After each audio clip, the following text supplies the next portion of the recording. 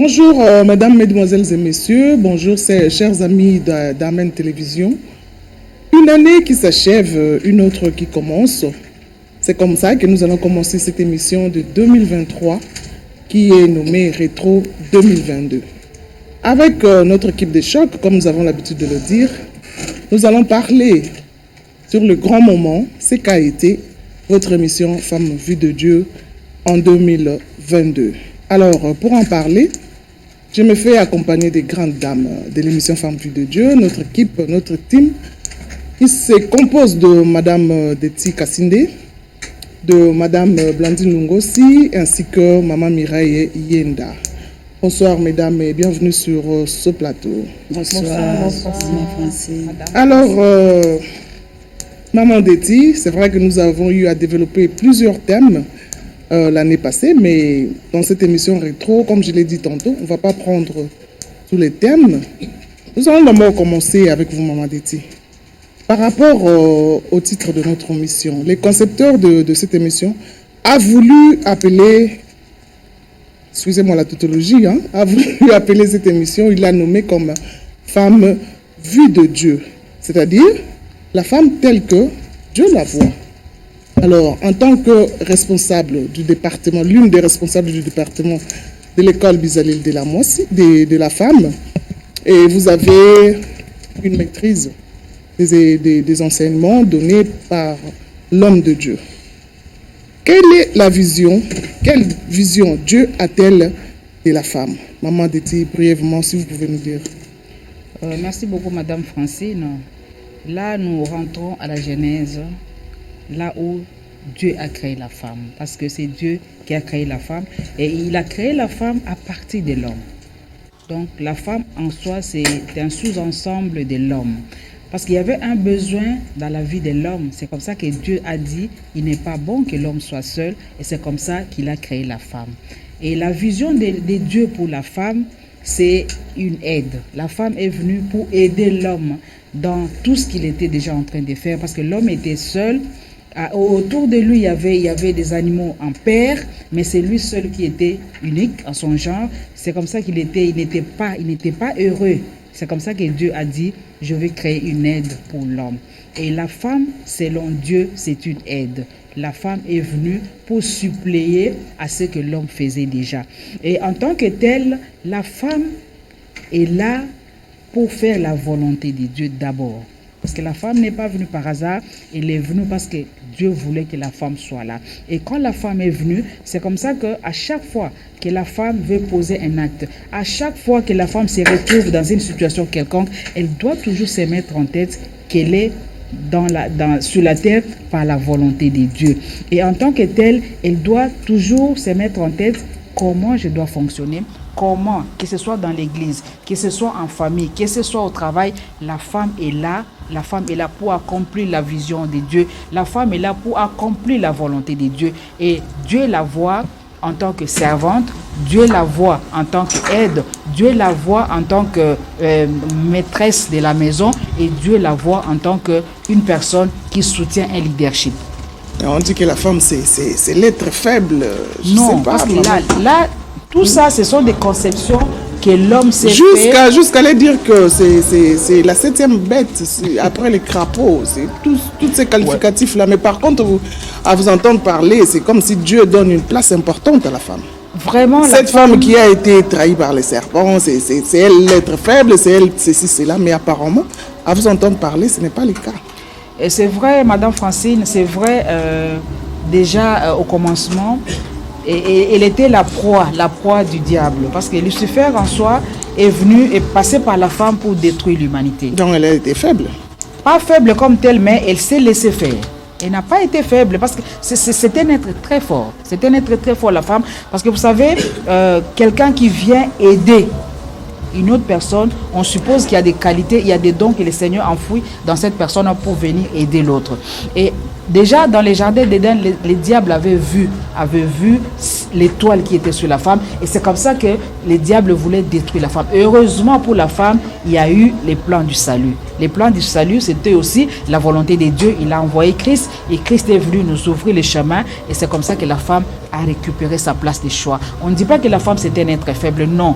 En tout cas, nous, en tant que les enfants de Dieu, nous avons compris les mystères qui est derrière la femme. Nous disons que la femme, c'est pas un être faible, mais il y a des situations où la femme, si elle n'est pas enseignée, elle peut se laisser faire comme ça. Mais selon la volonté de Dieu, la femme est là en tant qu'être très fort. La femme est là pour servir la volonté de Dieu. La femme est là pour faire ce que Dieu veut pour elle. Et c'est comme ça que dans notre église, là je m'en réjouis d'ailleurs, dans notre église, l'homme de Dieu est là pour expliquer à l'école Bizalélia Mwasi, pour expliquer à la femme sa position originelle, pour expliquer à la femme ce qu'elle doit faire et ce qu'elle ne doit pas faire. C'est très important. C'est comme ça qu'à chaque fois, nous demandons aux femmes, quel que soit votre niveau intellectuel, quelle que soit votre confession religieuse, quel que soit ce que vous faites dans la société, de passer par l'école Bizalélia Mwasi, parce que nous disons que l'école Bizalélia Mwasi, c'est la clinique pour la femme. C'est là où on retrouve la vraie vision que le Seigneur a pour la femme.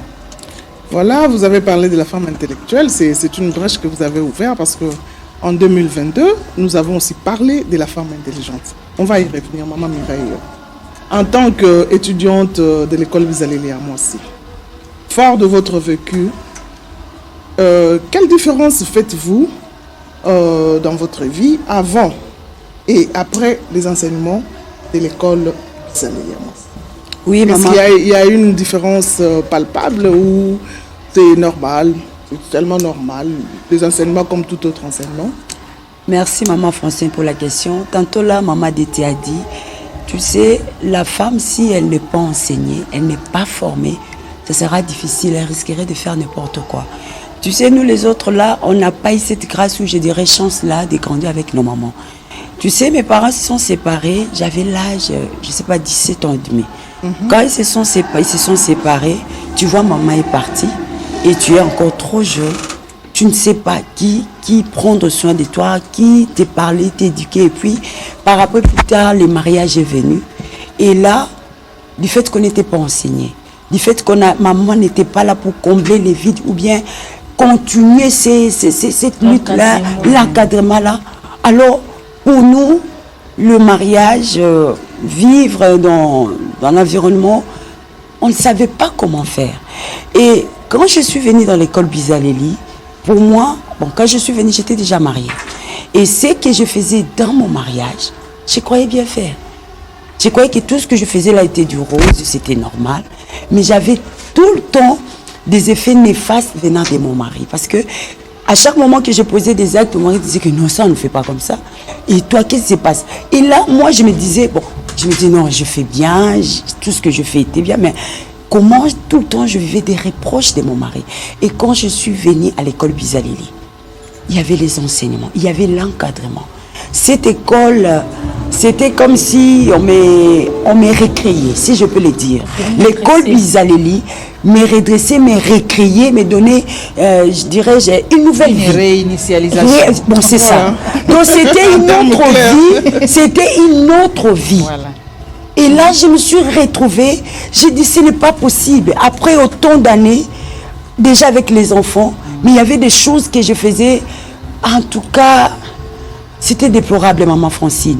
Alors, dit que l'école Bizaléli, avant et après, il y a un grand changement. Voilà. C'est une nouvelle vie, maman Francine. Vraiment, c'est une nouvelle vie. Et j'ai dit merci à Dieu pour cette école et pour notre Père qui l'a porté le Paul Mutombo Kalumbo. Voilà, il y a un grand changement. C'est un témoignage. C'est un témoignage que vous suivez. Comme l'année passée aussi, en 2022, il y a eu beaucoup de témoignages. Il y a eu des foyers qui étaient presque au bout de leur divorce. Mais en suivant les enseignements, en suivant nos émissions, aujourd'hui, ils vivent en harmonie dans leur foyer. Alors, nous ne pouvons que bénir l'Éternel pour ça, pour ce qu'il a fait en 2022. Et nous croyons qu'en 2023, il fera encore plus. Je rappelle aux téléspectateurs que Maman Blandine Lingossi est médecin. Alors, Maman Blandine, en tant que femme intellectuelle, avec plusieurs diplômes dans votre gibecière, comment est-ce que vous avez appréhendé les enseignements sur la femme. On vous demande d'être soumise, on vous dit que la femme est inférieure à l'homme, bon, etc., etc. En tant que femme intellectuelle, est-ce que ça a été facile d'accepter ce genre d'enseignements et de les mettre en pratique, maman? Merci, Maman Francine, pour la question. Il faut dire que Maman Francine, lorsque vous dites la femme est un être inférieur à l'homme, la femme intellectuelle, est-ce que ça a été facile? Mais Maman Francine, nous parlons ici de la vision de Dieu sur la femme. Il y a femme jeune fille, il y a femme épouse, il y a femme veuve, il y a femme libre. Moi, en tant que femme mariée, épouse, mère, Femme épouse, oui. mais il faut dire que j'ai quand même eu la grâce de bénéficier de certains encadrements, non seulement de parents, de l'église, avant de me marier. Et j'ai compris la volonté de Dieu. J'aimerais, avant de vous répondre, de lire un passage. J'aime toujours me référer à la parole de Dieu. Ça, c'est votre fort, je vous le concède. Moi. Voilà, merci beaucoup. Comme ça, on ne sait pas se disperser. Amen. Dans le livre d'Éphésiens 5, la Bible est très claire. Voilà la volonté de Dieu. La Bible dit ceci. Dans le livre d'Éphésiens, c'est très clair, on dit ceci. Je commence à partir du verset 23. Hein. On nous dit, 22, pardon, on dit, femmes, soyez soumises à vos maris comme au Seigneur. Ça, c'est la volonté de Dieu. Même pas de l'homme à qui nous sommes venus aider. C'est Dieu qui nous demande d'être soumises à l'homme, comme au Seigneur. Car le mari est le chef de la femme. C'est très clair, que je sois femme intellectuelle ou pas. La Bible est très claire. L'homme est le chef de la femme. Quand j'ai un chef, c'est-à-dire que je suis inférieur par rapport au chef. Amen. On ne va pas être au même niveau. Il faut l'accepter tel. J'ai été, vraiment, il faut dire avant le mariage, j'ai eu cette grâce d'être encadrée par ma propre mère, d'être encadrée par les mamans à l'église, d'être encadrée par le pasteur, d'être encadrée par le parrain. J'avais déjà compris au point que mon intellectualisme ne s'est pas opposé à la parole de Dieu. J'ai compris qu'on en a au mariage. Mon mari et moi, nous sommes partenaires, nous sommes conjoints, mais il est mon chef. L'homme est le chef de la femme dans le couple, dans le mariage. Oui. Dans la société, c'est une autre chose. Je le dis même souvent quand j'enseigne, parce que quand même nous exerçons aussi ces talents d'enseignement. Dans les universités, nous en parlons, que dans un auditoire, hommes et femmes, mais vous êtes égaux. Lorsqu'un homme fait des efforts pour exceller, pour distinguer, lorsqu'un homme fait des efforts pour percer, la femme de une fille aussi doit faire des efforts. Dans une entreprise, la femme peut être talentueuse plus que l'homme. Cela arrive. Mais dans le cadre du mariage, et le mariage est institué par Dieu lui-même, les positions sont bien définies. L'homme est le chef de la femme et la femme vient aider l'homme tel que mon dit-il a très bien expliqué. Et je suis tenue à être soumise à mon mari. Je vais descendre un peu, permettez-moi de le dire. On dit, car le mari est le chef de la femme, comme Christ est le chef de l'église. Eh bien, c'est très clair. Christ et l'église, nous verrons ces rapports-là. Donc, mon mari est mon chef. On dit, l'église, Christ est le chef de l'église qui y est son corps et dont il est sauveur. Or, de même que l'église est soumise à Christ, les femmes doivent être à leur mari en toutes choses. On dit les femmes. La jeune fille qui ne s'est pas encore mariée, sous le toit parental, dans la société, elle n'est pas encore mariée, elle n'a pas encore un mari. Elle doit se battre pour se qualifier dans la vie. Elle doit percer. Mais la femme épouse dans le mariage doit pouvoir savoir ça. C'est ça la vision de Dieu. Que non, dans ce cadre-ci, cet homme est mon chef. Je lui dois respect et soumission. Oui, maman Blandine. L'homme dans mes mains. Donc ça Maman m'a pas dérangé. vous avez eu la chance, la grâce, si je peux dire ça comme ça, la grâce d'être encadrée par une merveilleuse maman à qui nous jetons des fleurs parce qu'elle est encore en vie. Mais maman de Tia de ces femmes, nous avons eu des plaintes ici sur ce plateau l'année passée, toujours parce que nous parlons de l'année passée. Il y a quelqu'un qui s'est plaint, qui était avocat, mais sa femme aussi est avocate, n'est-ce pas? Et dans ces couples-là, nous avons discuté. Monsieur lui demande d'aller cirer ses chaussures. Et la dame répond, mais tu peux faire ça aussi parce que tu es avocat, moi aussi je suis avocate. Ça arrive, non? Elle est là, il a grâce, elle connaît la Bible. Mais ce n'est pas tout le monde qui connaît la Bible, ce n'est pas tout le monde qui connaît ces passages-là. Il y a de ceux qui viennent de découvrir ça aujourd'hui. Que direz-vous à cette femme-là? Madame Francine, je crois nous avons parlé des catégories. Il y a la jeune fille, il y a la mariée, il y a la célibataire, il y a la veuve et la divorcée. Je crois qu'il y a des enseignements spécifiques à l'école Bisaïlia. Moi, c'est pour chaque catégorie de ces femmes-là. Ces gens-là sont à Lubumbashi. Non, le problème c'est que, non, même à Lubumbashi, le problème c'est que la femme, avant le mariage, elle est tenue d'avoir un niveau intellectuel. Ça, c'est normal. Elle peut aller à l'université, elle peut devenir médecin, docteur, tout ce qu'elle veut, mais cela ne l'empêche pas d'être soumise à son mari si elle est mariée. Mais si elle n'est pas encore mariée, les chances sont les mêmes. Les chances sont les mêmes. Mais là, nous parlons de la femme qui est mariée. La femme qui est mariée doit suivre les enseignements, elle doit rester à sa place. Elle doit garder sa bande quand elle est mariée. Mais si elle n'est pas mariée, les chances sont les mêmes. Quand elle est à l'université, elle doit travailler comme l'homme. Quand elle est dans une société, elle doit travailler comme l'homme, tout en respectant l'homme. Là, elle n'est pas soumise à l'homme, mais elle respecte cet homme-là. Parce que même quand on est marié, on est soumise à son mari, pas à tout homme. Pas à tout homme.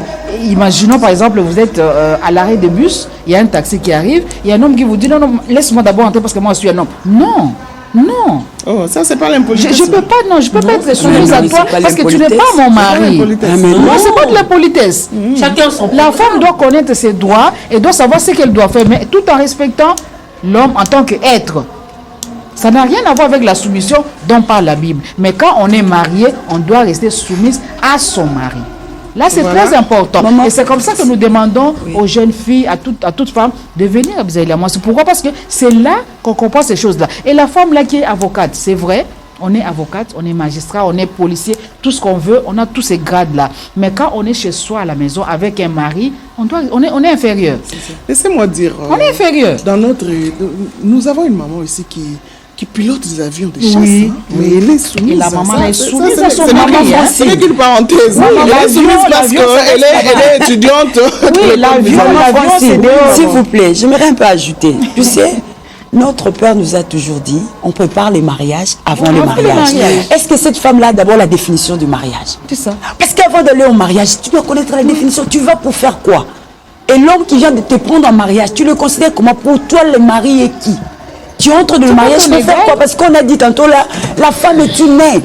La femme est allée pour alléger la tâche à cet homme. Et quand tu vas pour te mettre en égal là, avec cet homme, là tu compliques et tu confonds les choses. Voilà, c'est ça. Même moi aussi d'ajouter je voudrais quand même ajouter quelque chose sur base de la parole de Dieu. Oui. Maman Francine, dans cette histoire... Mon Dieu, quel titre? Je suis pas diacre à l'église.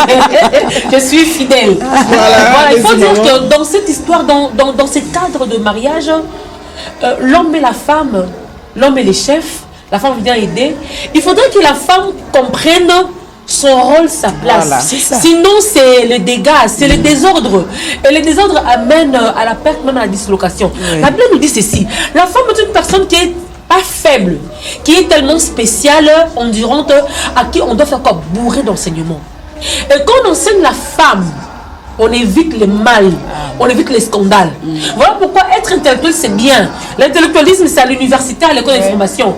Mais connaître la parole de Dieu sur autre, voilà pourquoi mon éthique insiste, venez à l'école Bisaïlia Moissy. Où que vous soyez, vous pouvez le suivre par les médias. Venez à l'école, parce que l'école Bisaïlia Moissy, c'est vraiment une université qui rééduque la femme. Voilà. Qui complète ce qu'on n'a pas reçu dans nos familles. Dans nos familles. Permettez-moi de vous lire un deuxième passage qui nous dit ceci. Je vous l'ai dit, je suis dans le livre d'Ézéchiel 23, c'est pas la première fois que j'évoque ce passage-là. Ézéchiel 23, 48, on dit, je ferai cesser ainsi les crimes dans les pays. Il y a les crimes dans les pays, il y a les dégâts, il y a du désordre. Mais celui qui veut cesser les crimes au pays devrait jouer sur quelque chose de clé, devrait jouer sur quelque chose qui a de l'impact. La Bible dit quoi? On dit, toutes les femmes devront recevoir l'instruction. Maman Francine, lorsque la femme est instruite, intellectuelle ou pas, femme ménage ou pas, lorsqu'elle est instruite, cette femme entre dans le mariage, il y aura de l'ordre. Être intellectuelle, avocat, ne veut rien dire. Elle doit être instruite pour savoir, comme je suis avocat, cet homme est mon chef, je dois être soumise. Ce qui manque dans nos foyers, chez nous les femmes, c'est l'instruction. Donc il faut venir puiser à l'école de l'Élie auprès de l'apôtre Paul Toulouba-Kalombo, parce que là, il nous redresse pour qu'on connaisse notre position dans le mariage. Voilà, chers téléspectateurs, je crois que le message est passé. Nos jeunes filles, comme maman l'a dit, bon, j'ai blagué, elle n'est pas diaconesse, mais elle l'a dit, il faut préparer le mariage avant le mariage, comme notre père a l'habitude de le dire. Je pense que le message est passé. Voilà, nous allons prendre quelques sujets qui ont fait la pluie et les beaux temps de nos émissions Femmes vues de Dieu de l'année 2022. Tout au début là, Maman Deti, nous avons parlé de la femme garée. Nous avons parlé de rencontres par hasard. Rappelez un peu aux téléspectateurs, 2, 3 mots. Oui. Qu'est-ce que vous avez pu retenir de la femme garée? Madame Francine, c'est d'ailleurs parmi les thématiques de l'école Bizalé-Lamoine, c'est l'apôtre Léopold Mutombo. Vous savez, vous prenez l'image d'un garage. Dans un garage, on amène les véhicules qui sont en panne. On amène aussi il y a aussi des véhicules qui sont encore neufs, mais peut-être on veut changer de couleur, peut-être on veut mettre quelque chose de plus. Et c'est comme ça aussi avec la femme. Mais quand on amène un véhicule au garage, c'est pour un temps. C'est pour un temps. Et ça dépend maintenant de la solvabilité de la personne qui a amené le véhicule. Parce qu'on peut amener un véhicule, par exemple le garage Mercedes, vous amenez votre véhicule, on arrange le véhicule et quelque temps après, vous devez récupérer le véhicule. Mais ce n'est pas comme ce que nous voyons à travers la ville. Il y a des véhicules qui sont là pendant des années, pendant des mois. Et c'est cette illustration-là que l'homme de Dieu a voulu utiliser pour la femme qui est garée, pour la femme qui est parquée. Ça signifie que non, vous êtes quelque part dans une union. On peut appeler ça mariage ou pas mariage, mais c'est une union-là qu'on ne sait pas définir. Vous ne savez pas si dans cette relation-là, vous êtes marié, vous êtes célibataire, vous êtes veuf, vous êtes... je ne sais pas comment on peut qualifier votre position. L'homme vient chez vous, peut-être il a eu le temps de parler avec votre famille, mais à un moment donné, vous vous retrouvez chez cet homme-là. Vous ne savez pas, il n'est pas passé par toutes les procédures. Parce que pour être marié, normalement, on passe par la famille, on passe par l'officier de l'état civil, on passe par l'église si on est chrétien. Et c'est comme ça qu'on garantit sa vie conjugale. Mais si vous êtes une femme parquée, on vous prend, vous allez chez quelqu'un, une union libre, vous êtes chez lui, et à un moment donné, il voyage. Il va en Europe, il va, entre parenthèses, chercher comment survivre. Et il fait 5, 10, 15 ans en Europe. Et vous êtes là dans la belle famille. Et dans cette belle famille-là, vous ne savez pas l'homme va rentrer quand. Vous ne savez pas, à l'âge de 35, 40 ans, l'homme est toujours en Europe. Vous n'avez pas le temps de faire des enfants. Vous êtes toujours là, vous ne savez pas travailler, vous ne savez rien faire et vous ne savez même pas définir ce que vous avez comme relation. Et là, vous êtes comme dans un garage. On ne sait pas quand est-ce que le propriétaire viendra récupérer son véhicule. Et c'est comme ça qu'il on peut l'abandonner. Il peut aussi abandonner. Il y a des véhicules abandonnés comme ça. Vous voyez la police passer pour récupérer des véhicules, aller vendre tout ça. Jusqu'à la fourrière. C'est comme ça, c'est comme ça. Et là, c'est très dangereux si la femme peut supporter ces situations-là. Et c'est comme ça qu'il nous a demandé de faire un effort de se remettre en cause pour dire que non, ma position, je dois essayer de changer. Parce que même si le véhicule est dans les garages, il y a des moments où on pousse, si on veut sortir l'autre véhicule. Parce qu'il y a des moments où aussi le véhicule arrive là, ça tombe en panne, on ne sait pas comment ça va fonctionner et vous êtes derrière ces véhicules-là, vous ne savez pas avancer.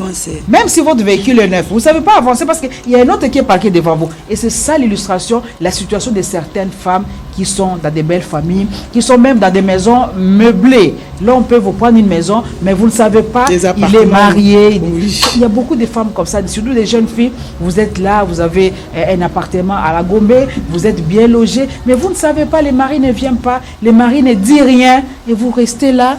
Vous ne prenez pas conscience de votre situation. Et c'est comme ça que nous avons parlé à ces femmes-là pour dire, il faut prendre conscience, il faut savoir comment quitter les garages, comment continuer la vie. Parce que le temps que vous prenez là-bas, vous pouvez déjà avoir 3 ou 4 enfants, vous pouvez déjà vous marier avec une autre personne, mais vous restez là en train d'attendre quelqu'un qui ne viendra peut-être pas. Mais là, Maman Mireille, parmi les critères d'une bonne femme, vous avez parlé de la patience, non? La femme là, elle vit de la patience. On lui promet chaque fois, non, écoute, cette année, ça ne va pas se terminer, je viendrai t'honorer, tout ça. Malgré ça, elle attend, les jours passent, les années passent. Vous demandez à cette femme-là de faire comment? Vous l'appelez femme garée, mais pour elle, elle n'est pas garée. Elle vit de l'espoir. elle vit de l'espoir. Mais il y a un L'espoir fait timing vivre. aussi pour la patience. Mais vous-même, vous avez dit que la femme doit être patiente. Elle patiente. Attendez, quand vous parlez de la patience là, ça fait partie des fruits de l'esprit. Hein. Oui, le fruit moi de je ne l'esprit. vois pas le fruit de l'esprit qui va être utilisé dans ces contextes-là. Mais on lui a promis, monsieur est parti en Europe pour maman de non, l'année prochaine, ça va pas finir. Attendre étant marié. Écoute, j'ai eu des documents cette année vraiment. Oui, maman Francine, quand vous demandez à cette femme d'attendre là, elle le marié, l'homme l'a épousé. Point d'interrogation. Parce qu'on a dit c'est une relation libre. On ne sait pas, vous êtes veuve, mariée, célibataire. La belle famille la connaît. Ah, la connaît tant que qui? Mais vous n'êtes fiancé, parce que le fiancé, c'est même pas le mariage. Vous dit juridiquement. Ah. Maman Francine. Mais maintenant, on lui a demandé. Vous n'avez même pas versé la dot. Elle avait 30 ans, maintenant elle a 35 ans. Elle doit continuer à attendre le doigt. Attendre jusqu'à quand?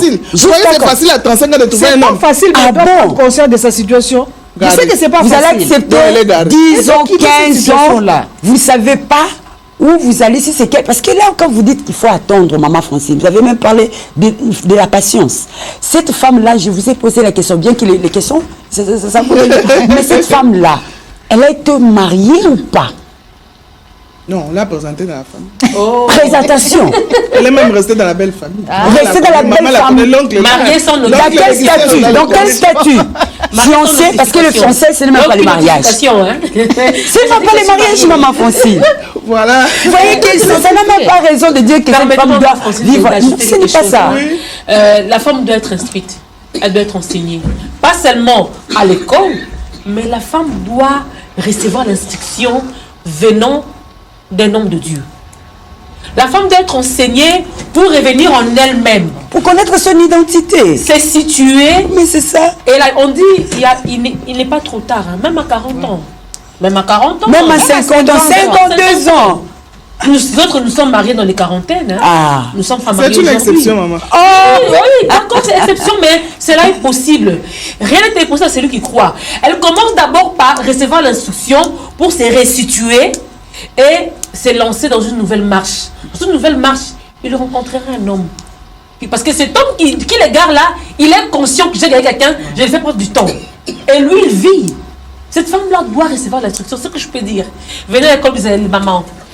Pour que l'Éternel, Dieu, les Mutombo, puisse vous forger encore, vous tailler encore pour prendre un nouvel élan. Et puis le temps qu'elle passe au garage là, elle peut aussi s'user. Ah mais c'est ça. Ah, oui. Quand l'homme va revenir après 10-15 ans, Elle va attraper la ménopause. il n'y a pas une assurance il y a plus de pouvoir. Et puis, vous ne faites pas oublier nous les femmes, nous fanons, hein.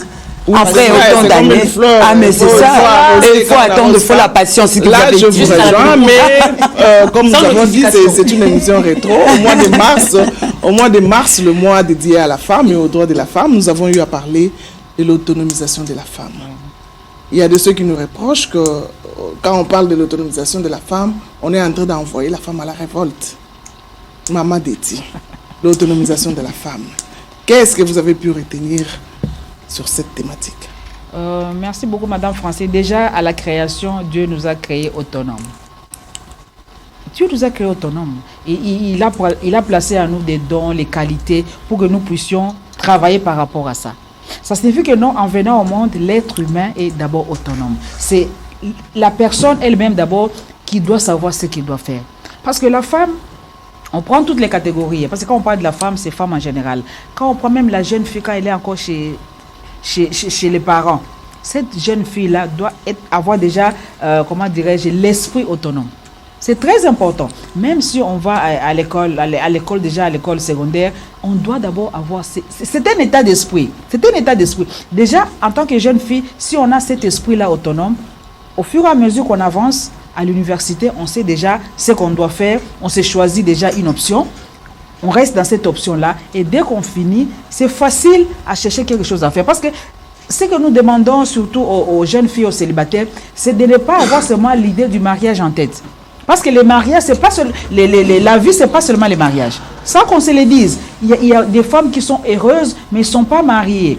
Pourquoi? Parce que elles ont déjà l'esprit autonome, elles savent ce qu'elles doivent faire, elles choisissent ce qu'elles doivent faire. Et c'est à ce moment-là qu'on s'est dit, avec ce que j'ai en main, comment je dois prendre ma vie.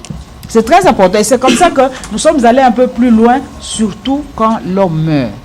Parce que souvent, c'est l'homme qui part avant. Et quand l'homme meurt, même à l'église, nous avons des femmes qui nous viennent. Elles ne savent pas par où commencer. Par où commencer, surtout avec nos mentalités. Quand l'homme meurt, c'est la famille qui s'acharne, la famille qui vient récupérer tout ce que vous aviez. Et la femme, là, ne connaît pas ses droits. C'est ça aussi un autre problème. La femme ne connaît pas ses droits. Et elle ne sait même pas comment commencer. La belle famille récupère la parcelle, la belle famille récupère les véhicules, la belle famille récupère le compte à banque, la femme là reste comme ça. Elle ne sait pas par où commencer. Elle revient à l'église. Et là, ce sont des charges qui reviennent à l'église. Nous avons des cas ici à l'église. Ce sont des cas qui reviennent à l'église. Et là, heureusement pour nous, nous avons l'école Bisaïla Moissi. Il y a déjà des thèmes qui ne sont pas de l'autonomisation. À chaque fin du mois, on doit faire un effort pour que la femme comprenne ce qu'elle doit faire. Avec le peu, si vous êtes déjà marié, avec le peu que votre mari vous donne, cherchez déjà à s'autonomiser déjà. C'est très important. C'est comme ça que si vous travaillez, c'est déjà une bonne chose. Même si vous ne travaillez pas, déjà à la maison, vous avez un petit congélateur, vous pouvez faire quelque chose, vendre du sucré, de l'eau. C'est déjà quelque chose, c'est la façon de vous rendre autonome. Vous pouvez tresser même les cheveux. C'est ce qu'on demande même à nos jeunes filles. C'est pas nécessaire de rester à la permanence pendant des années à ne rien faire. Il y a un temps pour prier, parce que nous avons 24 heures dans la journée. Il y a un temps pour prier, il y a un temps pour travailler aussi. Ne restez pas éternel dans la permanence, à l'église. Oui, maman Mireille, maman Deti a bien parlé, elle a dit ce qu'elle a dit, mais moi, je connais une femme veuve à qui on a tout pris, comme vous avez... Mais elle voulait bien travailler, mais c'est son mari qui ne voulait pas. Bon. C'est son mari qui ne voulait pas, elle disait que la femme va devenir concurrente. Qu'est-ce que vous allez dire à ces hommes qui ont encore cette mentalité? Écoute, maman Francine. Par rapport à l'autonomisation. Oui. D'abord, l'autonomisation inclut toute femme. Que tu sois femme mariée, femme seule, femme veuve, jeune fille, comme notre maman Deti a bien de dire. Pourquoi je dis ça? Parce que l'autonomisation, c'est se prendre en charge, entreprendre quelque chose. J'aimerais d'abord parler pour les femmes mariées, parce que là, vous avez dit, il y a un homme qui ne veut pas que sa femme puisse travailler. Mais maman Francine, vous savez, les mariages, c'est un monde connu. L'homme, tu peux te marier tout en étant chef, je ne sais pas, dans une entreprise. Demain ou après-demain, et l'entreprise ferme et puis là, il n'y a plus de travail. Et si vous tombez malade. Oui, vous pouvez tomber malade. Vous devenir infirme. Un accident peut arriver, accident du travail. Paf, toutes tes deux jambes là sont parties. Et la femme ne faisait rien, n'entreprenait rien du tout. Comment vous allez survivre? Vous pouvez dire à votre femme d'aller pas travailler. Mais vous pouvez aussi refuser que cette femme puisse vendre un peu de coca, faire un peu de beignet devant la parcelle. Bon, voilà, je crois que le message est passé. Parce que, mais oui. Oui. Parce que quand nous parlons du mariage, le mariage, on a dit par plusieurs définitions. L'une des définitions, on a dit le mariage, c'est l'un ou l'autre amène. C'est l'un ou l'autre amène ses potentialités. Parce que je me rappelle de notre livre, l'apôtre Léopold Mutombo, quand il nous a parlé des mariages imaginaires, qu'est-ce qu'il a dit? Il a dit, cette femme qui est os, la femme qui vient alléger la tâche à l'homme, la femme qui vient donner ce qu'elle a en elle. Elle doit l'exploiter. C'est pour accompagner la mission de cet homme. Et quand l'homme refuse carrément, on ne sait pas notre lendemain. L'autonomisation, c'est important dans la vie de chaque femme. Pour cette jeune fille qui peut rester aujourd'hui orpheline, si elle ne sait rien faire, elle risque de courir derrière les hommes. Voilà, maman Mireille, nous avons eu aussi... Je peux compléter, maman Francine, s'il vous plaît. Deux mots, maman. Maman Francine, 2 mots, s'il vous plaît, que je complète quand même sur l'autonomisation. 2 mots. J'aimerais dire ceci, par rapport à l'autonomisation, l'idéal serait pour une femme, avant d'aller au mariage, qu'elle commence par être autonome. C'est ça. Parce que si l'homme refuse que la femme ne travaille, la femme est tenue à être soumise. Elle doit obéir à l'homme. Elle doit rester à la maison. S'il s'efforce de travailler malgré les de l'homme, c'est la soumission. Mais puisque je suis déjà autonome avant de venir au mariage, si un accident survenait, puisque j'ai déjà acquis des capacités de pouvoir produire et répondre aux besoins, je saurais revenir directement à cet exercice-là. Mais une femme qui n'a jamais été autonome, celle-là, elle ne sait pas où commencer. Maman Francine, je reviens. La femme doit être enseignée. La femme doit déjà apprendre à être autonome avant le mariage. De manière à ce que si la femme, si l'homme le permet, ben il travaille. Si l'on ne le permet pas, c'est une chose qu'il garde. Il garde dans son bagage. On ne sait jamais. Le jour où l'homme ne répondra pas, ben je me réveille, je reprends mes activités. C'est très simple. La femme doit être enseignée, maman Francine. Voilà, le message est passé. Je vous garde, maman Blandine. Nous avons aussi eu à parler de la femme intellectuelle. Nous avons dit que l'intelligence de la femme peut-elle constituer un frein pour la réussite de son mariage? Maman Blandine, en tant que femme intellectuelle, je vous retiens. Vous avez soutenu cette thématique ou qu'est-ce que vous en pensez? Est-ce que réellement l'intelligence de la femme peut constituer un frein pour la réussite de son mari? Moi, je pensais bien au contraire, l'intelligence de la femme, c'est un atout. C'est un atout, c'est un apport très important que la femme amène vers l'homme pour faire une bonne marche ensemble. On avait dit l'autre fois que l'intelligence est différente de l'intellectualisme. L'intellectualisme, c'est que nous sommes passés au banc de l'école, on a appris beaucoup, et voilà, on est intellectuel. On est expert dans un domaine, c'est être intellectuel. Je suis médecin, je suis fort en médecine, et même la médecine là est très vaste, ne vous en faites pas. Dans la médecine, il y a médecine interne, il y a pédiatrie, il y a gynéco, il y a chirurgie, et même dans chaque département, c'est encore une forêt, et il y a des spécialités. Même dans la médecine interne, vraiment, vous permettez, il y a l'hépatogastroentérologie qui est mon domaine, mais il y a la cardiologie, il y a la néphrologie, il y a l'infectiologie, il y a la pneumologie, il y a la rhumatologie, l'hématologie. Mais moi, je suis que dans l'hépatogastroentérologie, où lorsque les malades viennent, ils me trouvent, je réponds à ces problèmes. Voilà, ça c'est l'intellectualisme. On est expert dans un domaine, c'est autre chose. L'intelligence, comme nous venons, la femme n'est intelligente. La femme n'est intelligente. Ah, mais il y avait Dieu a créé la femme pour que cette femme vienne au secours, en aide, en appui à l'homme. C'est pour apporter l'intelligence justement auprès de l'homme qui est insuffisant. L'homme a vu qu'il n'était pas bon que l'homme soit seul. Il lui manquait quelque chose. C'est vrai que la femme n'est intelligente, mais parmi nos téléspectateurs, il y a quelqu'un qui avait dit qu'elle doit épouser, il doit épouser une femme bête. Parce que la femme intelligente va lui compliquer la vie. Bon, voilà, on ne s'y attend pas. Maman Mireille, nous avons eu aussi à parler de parrainage des mariages. Oui. C'est vrai qu'on ne va pas tout prendre. La télé, c'est le temps. Oui. On a eu à parler de parrainage de mariage. En un mot, en tant que maman marraine. D'ailleurs, il y a quelques jours, vous veniez encore de parrainer un mariage. Qu'est-ce que vous avez pu retenir sur le choix des parrains, sur l'apport de parrains dans la vie de leurs filles? D'abord, ma parrainée, c'est une prise en charge.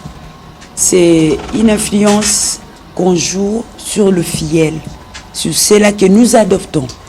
Être parrain, c'est être quelque sorte parent de ceux-là qui sont venus auprès de vous, à laquelle au cours des années, vous allez leur inculquer votre mentalité, si je peux le dire, votre façon de faire, votre façon de vivre. Spirituellement d'abord, parce que le mariage est d'abord spirituel. Et par rapport au choix des parrainages, on avait dit il faut avoir du temps. Il ne faut pas le faire à la hâte comme ça. C'est là et vice-versa, que ce soit du côté des filleuls, que ce soit du côté des parrains. Et le parrain n'est pas obligé d'accepter seulement parce qu'on est venu le solliciter. Tu vois, on est dans la même famille ou bien on se connaît. Et là, il faut accepter, non. Il faut avoir un coup d'œil, il faut examiner la chose, la demande. Parce qu'on ne sait pas. Vice-versa aussi, le filleul peut vous influencer négativement.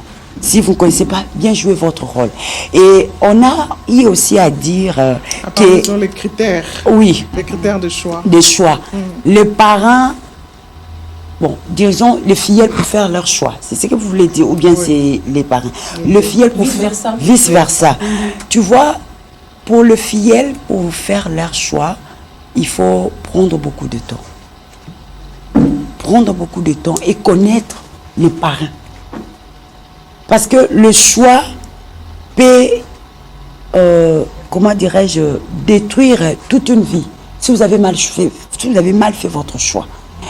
Il faut prendre son temps et puis d'abord, il faut prier. Et c'est là, c'est réciproque. Pour faire le choix des parents, il faut prendre le temps de la prière. Parce que ce sont des personnes qui vont vous accompagner tout au long de votre vie. Et si les choix n'étaient pas bien faits, de même, les choix que vous faites pour votre conjoint ou conjointe, si cela n'était pas bien fait, vous serez influencé négativement. Voilà. Parce qu'il y a une influence d'abord spirituelle que nous jouons sur nos filleuls. Et si aussi les filleuls ont une autre spiritualité, et cela sera vice-versa. Et à la fin, on risque de regretter et de dire pourquoi on a fait tel choix et vous risquez même de détruire votre mariage. Voilà, voilà. Il faut dire, maman Francine, même les parents ne sont pas censés accepter n'importe quel filleul. Ouais, on peut refuser des filleuls parce qu'on trouve déjà que c'est une responsabilité. Le départ est mauvais, on peut refuser les parents. Donc dans tout ça, la vie est faite de choix.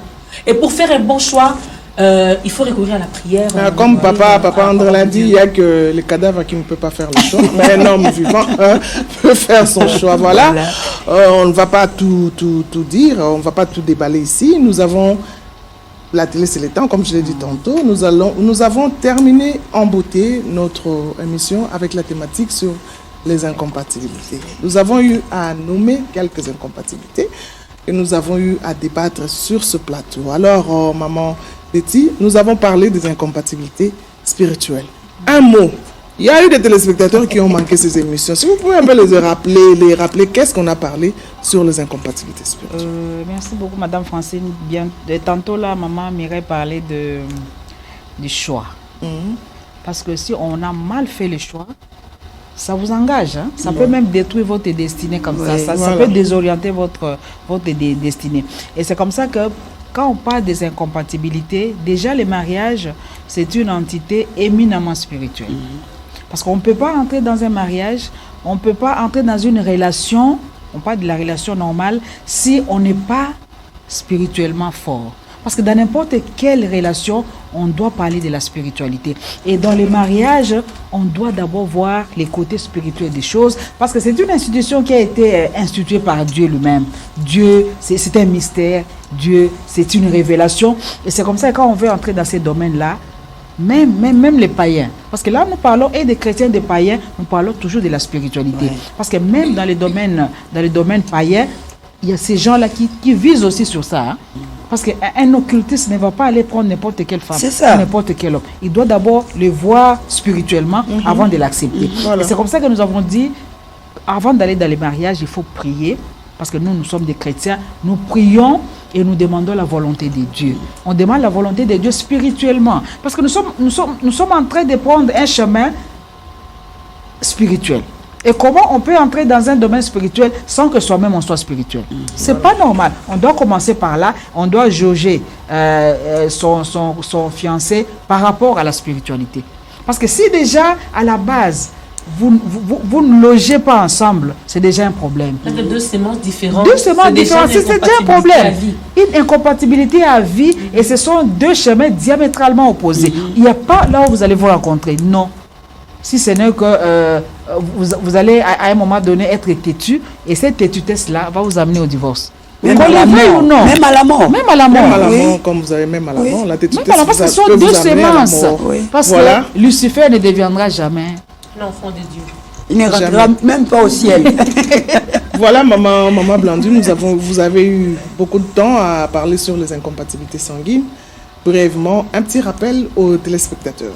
Oui, il faut dire que par rapport aux incompatibilités sanguines, j'avais bien expliqué qu'il n'y avait aucune compatibilité entre l'homme et les femmes, quel que soit votre groupe sanguin. Mais par contre, il y a une compatibilité entre la mère et l'enfant, une compatibilité rhésus. Lorsque la maman est rhésus négatif, il ne porte pas d'antigène rhésus et que l'enfant vient d'un papa qui est un rhésus positif, c'est là le problème.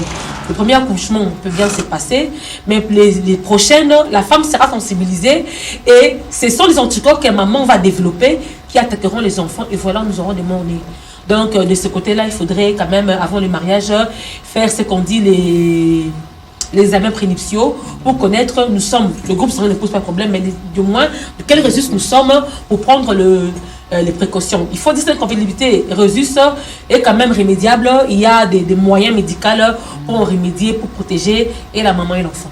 Et voilà. Maman Francis, c'est comme ça que déjà, nous avons un avantage au ministère Amen pendant que nous formons le fiancé. C'est parmi les exigences. On doit passer par les examens prénuptiaux. C'est très important. C'est très important. Comme ça, même l'église n'est pas taxée dans les trucs qui vont pouvoir venir après. Parce que souvent, en fait, ce sont les familles qui doivent. C'est la famille, bien les parents de la femme, de l'homme qui doivent exiger. Votre enfant s'engage dans une union, mais il faut savoir. Il n'y a pas que... bon, évidemment, il y a même des maladies qu'il faut éviter avant le mariage. Hein. Voilà, par rapport aux incompatibilités sanguines, une mention spéciale à la téléspectatrice qui nous a écrit, qui nous a parlé de son bébé albinos, je pense que vous vous rappelez. Elle nous a écrit pour nous remercier parce qu'après cette émission, il y a eu un grand changement par rapport à son mari et son bébé. Nous bénissons le Seigneur pour ça. Donc voilà, maman Mireille, vous avez eu à animer sur les incompatibilités comportementales. Non, c'était comportemental. Maman Mireille, ces jours-là, moi j'étais absente. Si vous pouvez rappeler en quelques mots de quoi il s'agit. En quelques mots, on a dit l'incompatibilité comportementale doit être dénichée d'abord pendant le fiançailles. Parce que tout commence là. Les comportements de l'un et l'autre, vous savez, chacun de nous a reçu une éducation dans sa famille. Chacun de nous est sorti d'un environnement, on ne sait pas malsain ou bon. Ça dépend de chacun de nous. Mais déjà dans les fiançailles, il faut déjà dénicher et traiter déjà cette incompatibilité comportementale. Là déjà, c'était pendant le moment de fiançailles. Mais quand nous sommes dans le mariage, 10 ans après, 15 ans après, les comportements restent le même. L'homme est jour et l'autre là est nuit. On ne sait pas comment concilier nos comportements, on ne sait pas comment mettre ensemble nos comportements. Nous avons demandé à la femme, cette femme qui est aide de l'homme, doit être flexible, doit se soumettre, doit essayer un peu, comment dirais-je, de diluer un peu, si je peux le dire, hein, diluer les choses, laisser un peu faire les choses. Parce que là aussi, c'est pour protéger les mariages. Tu ne peux pas te dire que comme l'homme est tel, moi aussi, je dois démarrer ainsi. Non. Quand je dis non, donc, c'est quand non. je dis non, c'est non. Non. Parce que lui ne change pas et moi aussi, je vais rester comme tel. Non. On a dit plus à la femme. Cette femme-là, qui est venue pour aider cet homme, doit se dire, ce que je suis, ce que j'ai, c'est pour mon mari. Je dois me soumettre. Je dois être flexible pour que les choses puissent aller en avant. Si je peux dire quelques mots un peu. Voilà pour boucler la boucle. Quelque chose, Maman, oui, vraiment, je dois ajouter, maman. Ajouter. Nous avions dit qu'il y avait des cas extrêmes où l'homme manifestait un comportement pathologique. En ce moment-là, on n'a pas prôné pour le divorce. En ce moment-là, si l'homme ou la femme manifeste un comportement pathologique qui peut coûter la vie de l'autre, en ce moment-là, on peut séparer les deux. Dans le but de prendre en charge l'un des partenaires, le soigner, et puis ils reviendront ensemble. Dans la compatibilité comportementale, on n'a pas prôné, quel que soit le comportement de l'homme et de la femme, nous n'avons pas voté sur le divorce. À moins qu'ils soient des races différentes. À moins qu'ils soient des Parce que là, on a semences différentes. Du diable et de Dieu. Là, il n'y aura pas moyen. Si c'est un cas extrême, en ce moment-là, on prend en charge l'homme ou la femme pour le soigner, et puis ils se remettent ensemble. Pas le divorce. Voilà, pour boucler la boucle, nous avons eu à parler des incompatibilités financières. Les derniers jours de l'année, nous avons parlé de ça. Maman Blandine, un mot. Ces incompatibilités financières, nous avons dit que dans ces incompatibilités, il peut se faire que dans un couple, l'autre est plus dépensière et l'autre est plus économe. Il n'y a pas du mal en ça. C'est une incompatibilité qui est irrémédiable. Il suffirait seulement que la femme d'abord comprenne pourquoi est-ce que l'homme est plus économe. Parce qu'on avait vraiment dit que l'homme ne veut pas dépenser.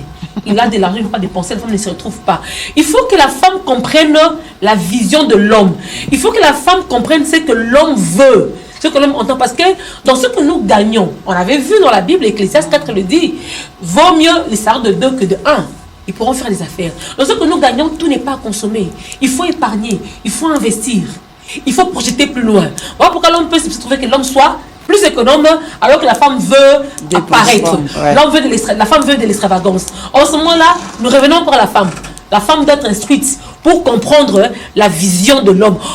Elle entre dans la vie de l'homme. Elle doit comprendre ce que mon homme veut. Ils vont marcher ensemble. C'est vraiment une compatibilité rémédiable. Et puis, ce n'est pas du jour au lendemain qu'on se dit que non, cet homme est économe. Parce que déjà, depuis le départ, voilà. On sait déjà que l'homme est économe, on sait déjà que la femme... C'est question de mettre de l'eau dans son vin. Voilà. C'est tout ça. Et nous parlons plus à la femme. Pourquoi? Parce que nous savons que c'est la femme qui garde tout ça. Parce que l'homme en soi, c'est comme l'eau qu'on verse dans un verre. Et la femme, c'est un verre. Elle doit être capable de recevoir et de contenir, et de bien gérer, et de bien protéger. C'était la managère du foyer. Voilà, mesdames et messieurs, tout est bien, qui finit bien. C'était votre émission Rétro 2022.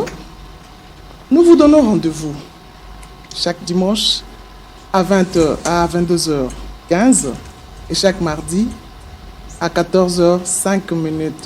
Retrouvons-nous avec une nouvelle thématique, une première émission de 2023 avec un sujet à vous couper le souffle. Ne manquez pas ce rendez-vous uniquement sur Amen Télévision, la télé autrement. Bonsoir chez vous. Bonsoir. Bonsoir. Merci. Bonsoir.